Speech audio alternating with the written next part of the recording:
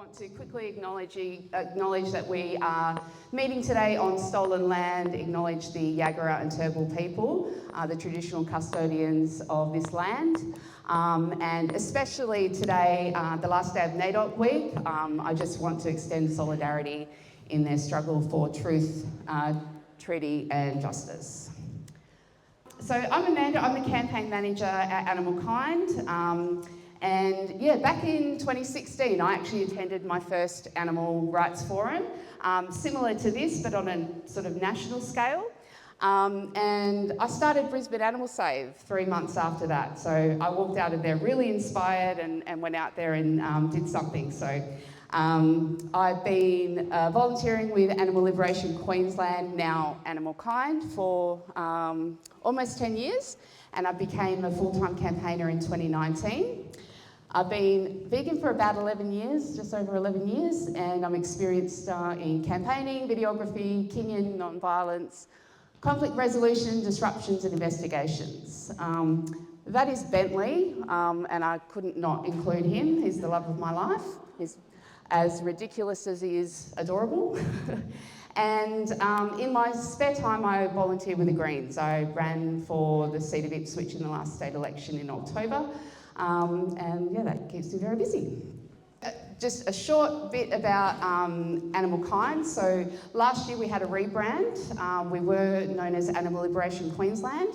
We were founded in 1979 by a woman called Jackie Kent. So we've been advocating for animals in Queensland for over 45 years now. Lots of campaigns, but our most active ones are around factory farming, especially feedlots, rodeos, horse and greyhound racing. We've got beef.org and bacon.org. There's some reports out on the table there for you to have a look at. We've got a vegan resource called Vegan for Life. And we also have Brisbane Animal Save as part of the Animal Save movement. And yeah, our vision, a world where all non-human animals live free from abuse, exploitation and suffering, speciesist attitudes are rejected by society and veganism is accepted as the norm. So, Queensland. We know that Queensland is a paradise. We've got 5 of the 16 World Heritage Areas. We've got the Great Barrier Reef, the Daintree Rainforest, Whitsundays, Gari. We've got Lamington, Springbrook, the Gold Coast, Bunya Mountains, Glasshouse Mountains, and one for the rugby league fans, the most state of origin wins. I'm a West Australian, so I don't really care about that, but Queenslander. But we've also got the largest cattle herd. So we've got around 42% of the nation's cattle. We've got the largest pig herd, around 27%. We're the second largest chicken meat producers. We have by and far the most rodeos. We've got the most prawn farms. We've got the biggest cattle slaughterhouse. We've got the most feedlots. We've got the biggest pig slaughterhouse. We've got the highest rate of habitat loss. We've got the highest rate of mammal extinction. We've killed the most greyhounds of any state so far in 2025. We've got the biggest shark culling program in the world, and we're the only state that is still breeding captive dolphins. So, behind all that paradise is a lot of really ugly and sad stuff. And so we're going to talk about some of those things in a bit more detail. So you've probably heard Queensland being referred to as cattle country, and very much so. So we've got around 13.5 million cattle. Nationally, we've gone up to around 30 million, and that's been in a rebuild since the drought. So yeah, we've been rebuilding. It's now at the highest since 2014. As a result, we've also got the most feedlots. So we've got around 270 feedlots in Queensland. So 60% of Australia's feedlots are located here. And at any time, there's about 850,000 cows in feedlots. So they can remain in these feedlots from anywhere between 70 to over 500 days. And yeah, we've got with those 270s, obviously some of them are quite small. They might have a couple of hundred to 1,000 cows, but there are a lot of them that are really, really big. So we've got two that have a capacity of around 75,000 cows. So that's Grassdale and Whyalla. And that industry has been growing. So we export a lot of our beef, and overseas markets have an increasing appetite for that high-end Wagyu and Angus, highly marbled sort of beef product. And as a result, a lot of the feedlots are going that way now. So you've got Wagyu and Angus cows. If you don't know, they're all black, which means that they struggle a lot more with heat. And a lot of those feedlots, their market is for those overseas Wagyu, high-end marbled stuff. Yet a lot of the feedlots still don't have shade, and so you can imagine, these cows sitting in these feedlots for not just months, but sometimes years, without any shade and inability to carry out any of their natural behaviours. We also, as a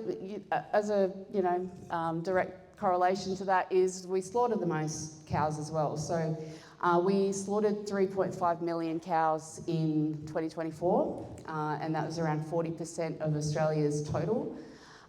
We're killing around 80,000 cows every week here in Queensland. So the largest slaughterhouse in the southern hemisphere is out near Denmore, which is near Ipswich, and they have the capacity to kill around 3,500 cows every day.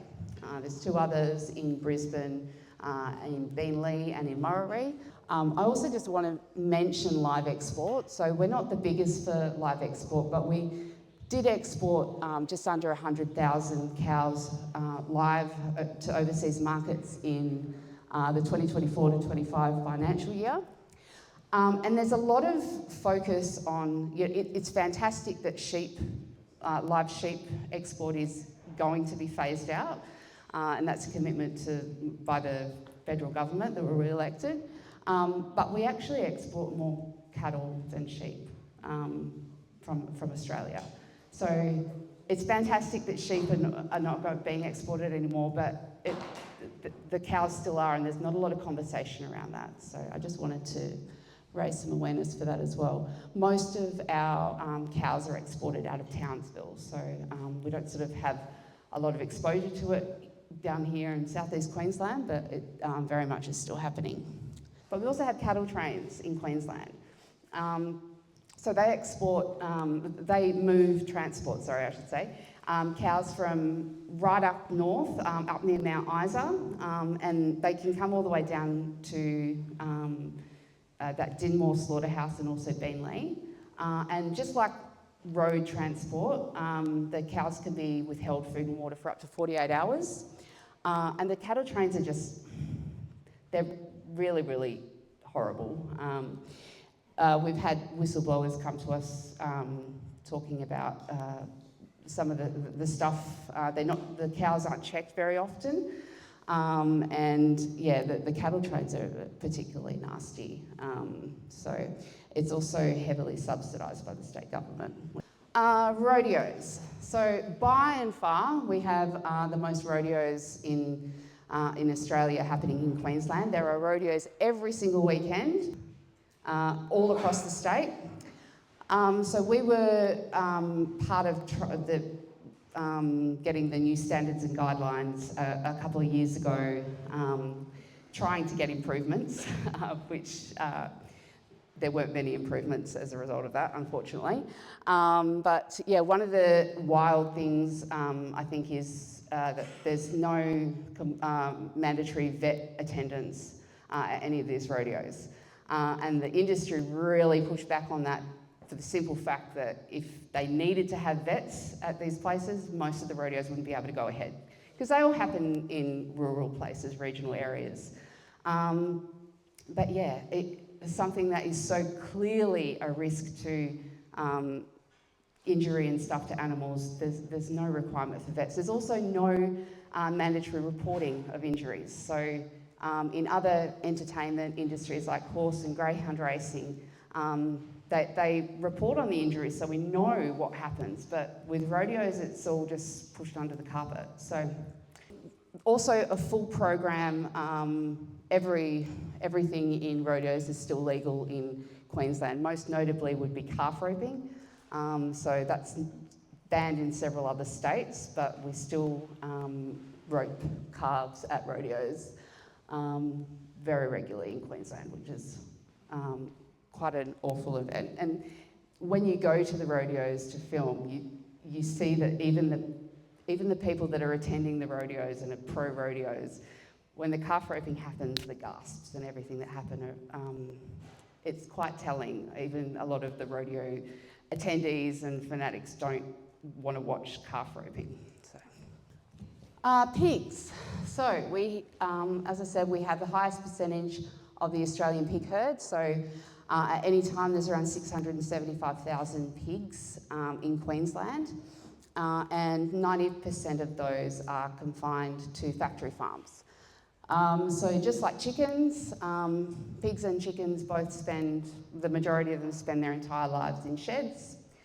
And the only time that they get to leave those sheds is when they're put on a truck to go to slaughter. So we slaughter the most pigs here in Queensland as well, and the majority of those are killed in Kingaroy, where we have the largest pig slaughterhouse in the Southern Hemisphere, and they have the capacity to kill 750 pigs an hour. Like most large pig slaughterhouses, they're all killed in gas chambers, and I'm sure many of you have seen footage of that and know how horrible it is. So the owners of that slaughterhouse in Kingaroy, Sunpork, they produce around 20% of Australia's pork. And they also have a really big, I think it's the second biggest piggery out near Dalby called Tong Park. They have 13,000 sows and around 142,000 pigs at one place. So there's dozens and dozens and dozens of sheds. It's a huge piggery. And the other big player in the Queensland pork industry is, they're called CEFN. They are growing, and I think they produce around 10% of Australia's pork as well. Okay, so deforestation and extinction. So if Queensland was a country, we would be among the top 10 worst deforestation countries in the world. So we're, deforestation hotspot. The destruction of forests and woodlands in Queensland has significant consequences for biodiversity, with many native species threatened. So between 2007 and 2019, the total number of fauna species listed as threatened increased to 228, and we cleared more than 1 million hectares of forest and bushland between 2018 and 2022. And I'm sure that most of you would be aware that the majority of that was linked to beef production. So we're clearing native bushland and forests to replace them with cows. And I think it's like 50% of Australia's land mass is actually used for grazing cattle and sheep. Yeah, in 2021 to 2022, we cleared 323,676 hectares of forest. That's the equivalent to bulldozing 6 Brisbane CBDs every single day. So it is supposed to be going down, but the numbers are still like crazy huge. So now deforestation contributes to climate change by releasing stored carbon into the atmosphere and reducing the capacity of forests to absorb greenhouse gases. So that cute little rodent over on the right there, the Bramble Cay Melomys, that is actually the first mammal ever to go extinct due to climate change. So they lived up on it's called a cay, up in the very north of the Great Barrier Reef. And a cay is basically like a tiny little island. And because of rising oceans, they've been wiped out due to floods, and that happened in 2016. The spotted-tailed quolls, they're now considered functionally extinct, and their population has been reduced by up to 90%. There's only 14,000 left in the wild. And they're very cute. They're the closest surviving relative to the Tasmanian tiger. But again, they're now endangered and at risk of going extinct. We've also got the spectacled flying foxes. I love flying foxes. They're sky puppies. I'm just obsessed with them. And I've been lucky enough to spend some time up in North Queensland where they're endemic to. So they live only up in Cairns, Port Douglas. I think they actually exist in Papua New Guinea as well. But yeah, they're basically one major heat wave away from extinction. They don't cope with heat, and they're also subjected to cyclones and things like that. So, and the really sad thing about flying foxes is that when their habitat is wiped out, they're pushed into urban areas. And the public don't really like, a lot of the public don't really like flying foxes because, they're noisy. There's thousands of them in a camp. They, when we bulldoze their homes, they then have to go where people are. So they're, they're subjected to things like getting hit by cars, flying into buildings, and cats, dogs, things like that. So they're really endangered as well. And I think it's also important to note that when we're talking about deforestation, flora species are also going extinct. And they're really important for ecosystems. It's not just animals, but animals rely on the plants that are native to those ecosystems as well. So deforestation is a massive thing for all animals. Aquaculture. So we have a huge aquaculture industry in Queensland, and it's growing. We have 95% of Australia's prawn farms are here, and most of those are located adjacent to the Great Barrier Reef.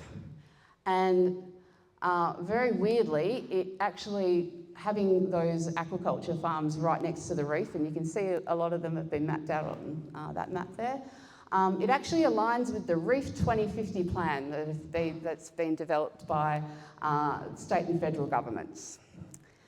So they're right on the water. They're taking water out of the ocean and then using it in the farms and pumping it back into the ocean. It is treated, but yeah, that's what's happening. And you've got to consider when things like big floods happen, that's going to impact both the prawn farms and the ocean. So the state government a few years ago have designated aquaculture development areas. Whenever you hear a government talking about special development areas, basically what that means is there's less red tape for them to develop in those areas. So sometimes it means that decisions are put just with ministers and governments, and there's a lack of public consultation. There's less opportunity for public to challenge these developments from going ahead, and just it makes it a lot easier for industries to go and develop and get things done.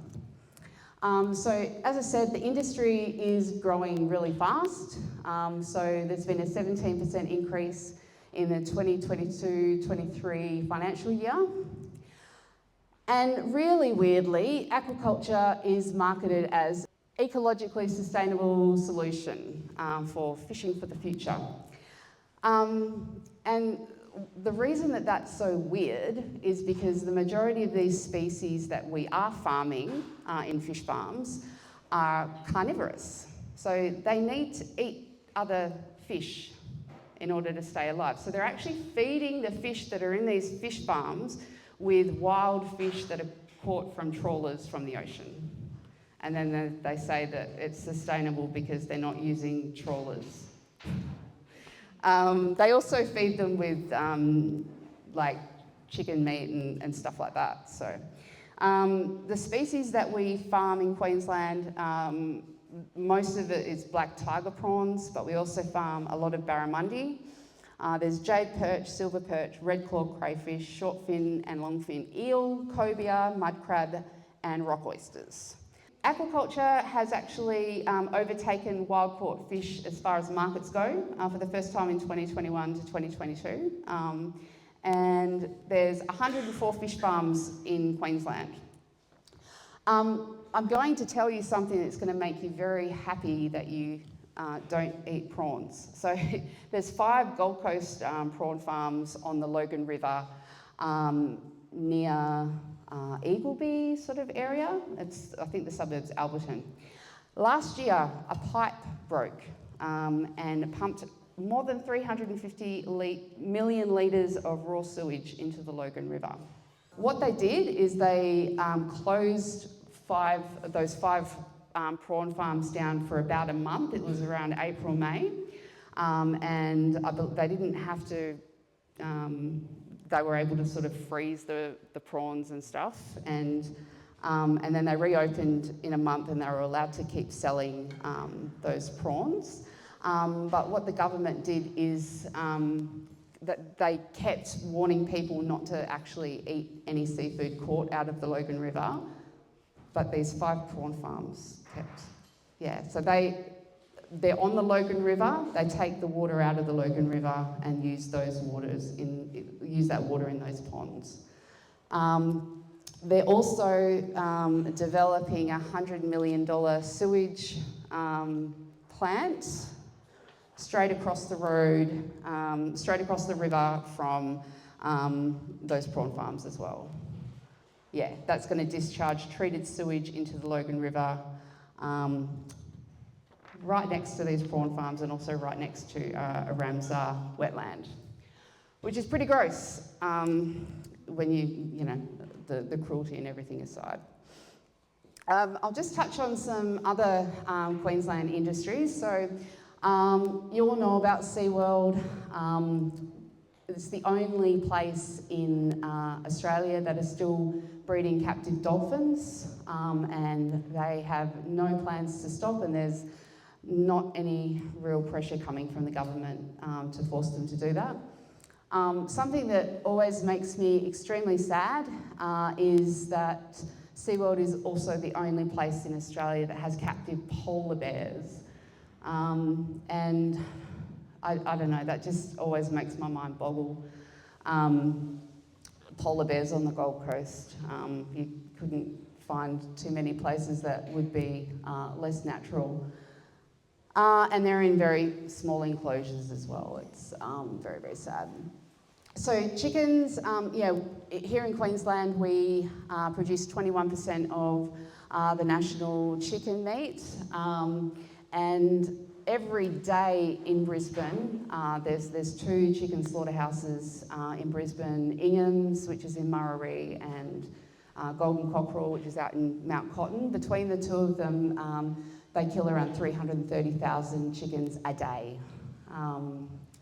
So chickens don't get a lot of attention, I feel, but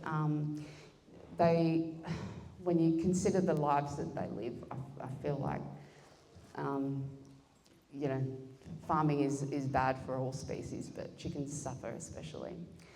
We also have a pretty big goat industry here in Queensland, and you wouldn't see much of that because it all happens right out west. But in the 23 to 24 financial year, we slaughtered just under 821,000 goats. Yeah, we produce around 27% of the national goat meat. Most of that's exported, and our biggest customer is the USA for goat meat. Very much, the majority of them are rangeland goats, so they actually catch them from the wild and then bring them into farms. Now we also have, as I said in the beginning, we have the largest lethal shark control program in the world. And shamefully, a couple of months ago, the new LNP state government announced an additional $90 million investment to increase the program. So we have shark nets and drum lines.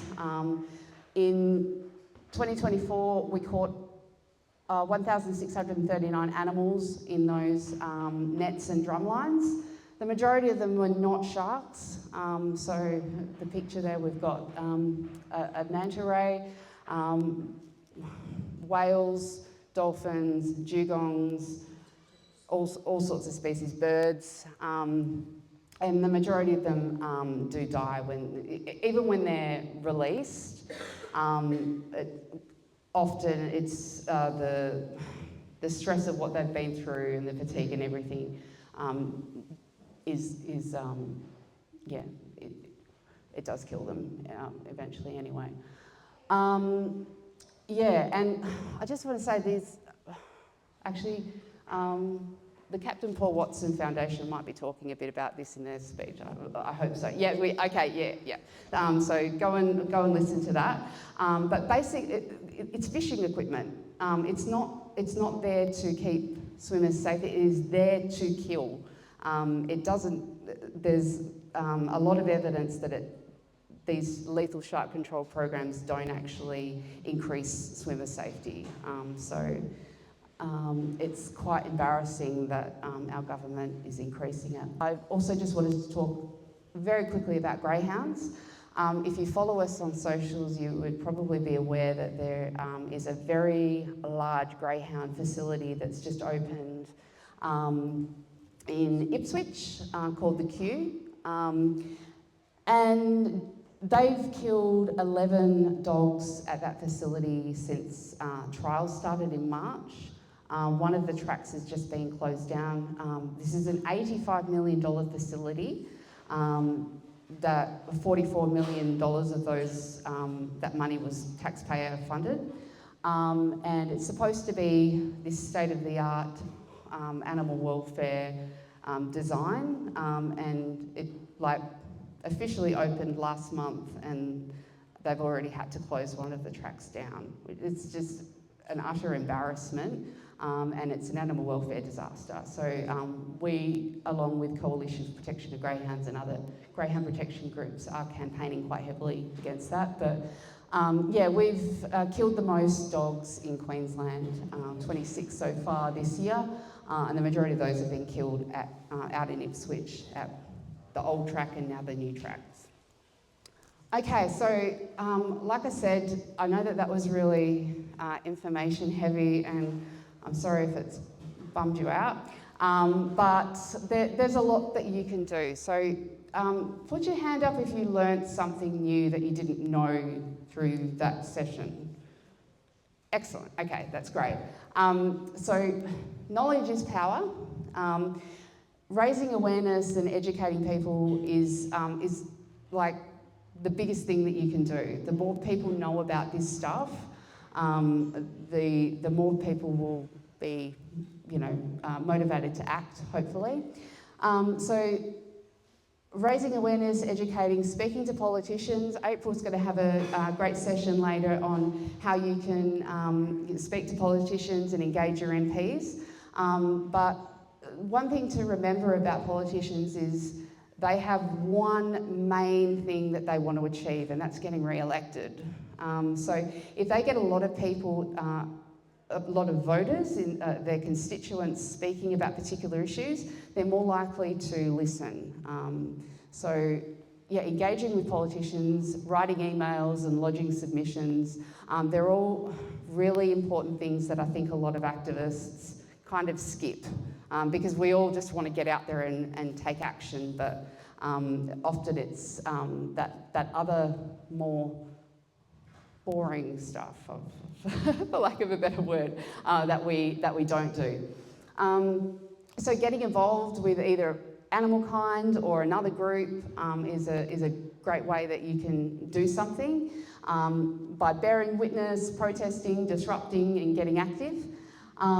There's so many different ways to get involved. If you're not someone that can go to a slaughterhouse or go to a rodeo, then you might be someone that can write submissions, or you might be someone that can fundraise, or there's so many different ways to get involved dependent on your capacity and your skills. So reach out to groups like us or other groups that you hear from today and find out how most of us are volunteer-based organisations, and we need people like you to get involved so that we can get stuff done. If you don't have the capacity or time or anything to get involved, then donating is another way that you can help. So, in order for us to go and do investigations and get around the state the way that we do, we rely completely on donations, and we can't do it without funding. So that's another way that you can get involved. And there's some links are over here, or they're on this pull-up banner here. And I will just leave you with one of my favourite quotes, and that is that action is the antidote to despair. It's something that I remind myself of quite often.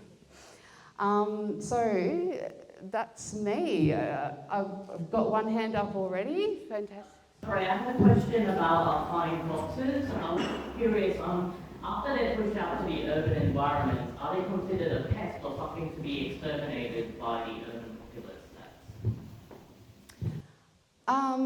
I think that like legally no. So especially spectacled flying foxes, because they are endangered, they're a little bit more protected than species like the black flying foxes that aren't in danger of going extinct or anything like that. But I think public perception, from what I've seen, is that they are kind of pests. So people don't want to be living near a flying fox roost. And the other thing that where flying foxes are in trouble is from farmers, like orchards and stuff, because they're fruit bats. They want to go and eat fruit, and they don't know the difference between fruit that's in a rainforest or fruit that's in an orchard. So they can be spectacled flying foxes because they're endangered. There is a recovery program in place for them, but other flying foxes, I believe, can be killed on some farms as well, I believe. Yes? Is there a particular process the public need to take to change certain legislation around animal welfare? That where, for example, we get enough signatures, they have to change it or update it? So the question was, is there like a particular process that governments have, that they need to change legislation for animal welfare if there's enough like signatures and petitions and stuff like that? So yeah, the short answer is no. So with animal welfare usually falls under state governments. In most cases it falls under state governments. State governments will usually have, so here in Queensland we have the Animal Care and Protection Act. That was reviewed for the first time in 20 years, I think 2 years ago. And they did need to go out and have public consultation for that, so people were able to lodge submissions, and we met with the minister then during that process. There were many but the result was not much change in 20 years, which was really, really disappointing. There were a few things like they banned the prawn collars, and there was a few like really, really basic things that they changed, but the minister at the time made it very, very clear that he was not willing to consider sentience at all, and that was completely off the table. And as far as farm animals goes, there was basically no change at all. So one thing, we were pushing for lots of things, but here in Queensland, it's not only legal, but it is mandatory to brand cattle. And we were trying to change that, which sort of seems, in other states is banned, and that wasn't even on the table. So our animal welfare laws are really behind, and unfortunately that was an opportunity for the Labor government to bring us at least in line with other states, but it didn't happen. Sadly. And the signatures, nothing will... Look, as I said, it's, politicians do care about getting re-elected, but petitions do make a bit of a difference. We had 70,000 signatures to ban calf roping, and it still didn't get banned.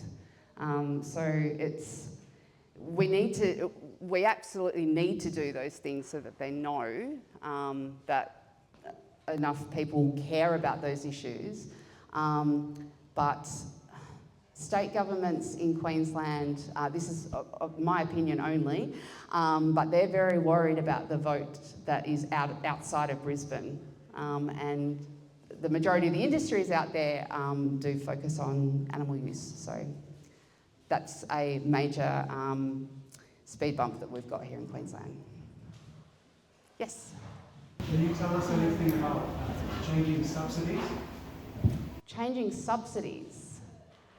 Can you, in what way? Government subsidising different animal agriculture. Yeah. How to change it? How to change subsidies? It's a very good question.